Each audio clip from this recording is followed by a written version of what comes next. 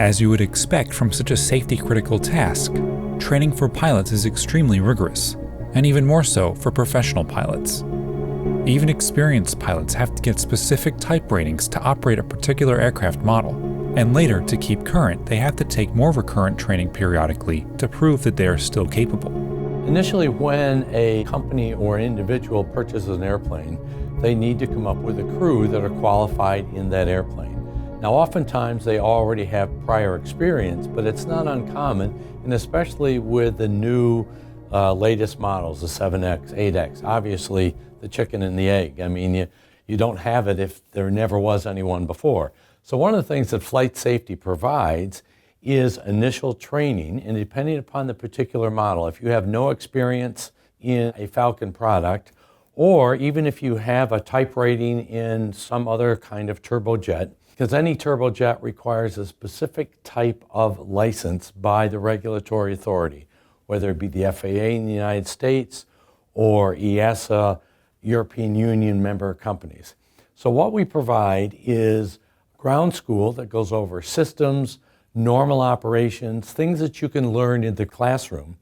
And again, depending upon a particular model, it could be anywhere from 7 to 10 days in the ground school portion, after which then you could have a series of training sessions in the simulator that will initially go through normal kind of operations and then gradually, system by system, expose the crew to all the typical, if you will, abnormal things, whether it be electric or hydraulic or flight control. Now, with that said, it's like learning to drive a car. If you spend 21 to 32 days here at Teterboro learning your particular airplane, what you really have gained is the level of, I can safely get it from here to there, but it's going to be an ongoing learning process. Because when they become qualified to learn, just as you did in your first automobile experience, it's not the same level of expertise that we expect folks that are coming back again and again for recurring. Simulators give instructors greater scope to put pilots through their paces in all sorts of challenging situations that they more than likely will never encounter in real life, but nonetheless have to be ready to deal with.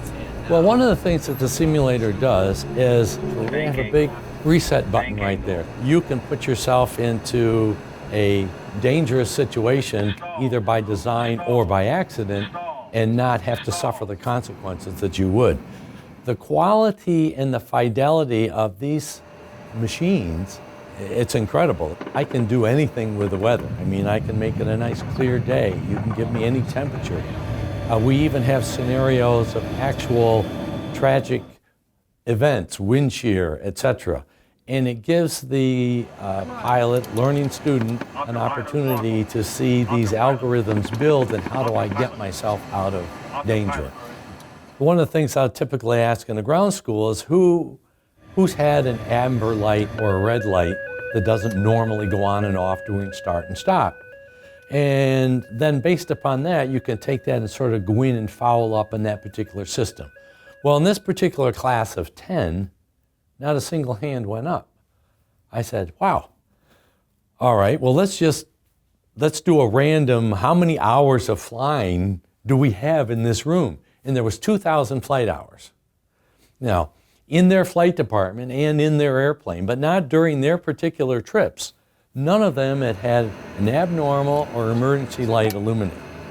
And that's a testament to the maturity of the platform that we have, the Dassault product, but they are machines. They will, and they can break. So we prepare people as best we can. We try to say that train as you fly, fly as you train. Even though I'm in a simulator and I will be safely on the ground when the ramp goes down at Teterboro when I started 4 hours ago, when you're in there, I want you to think of that as an airplane, your airplane. And as best we can, we try to make the weather as realistic as possible, the scenarios between where you're flying is realistic, the ATC communications as realistic as possible, such that at the conclusion of the time, they might know just a little bit better about their airplane. And that at the conclusion of each one of the sim sessions is probably the best avenue of really, each time they pass through here, raise the bar of understanding and ability just a little bit higher.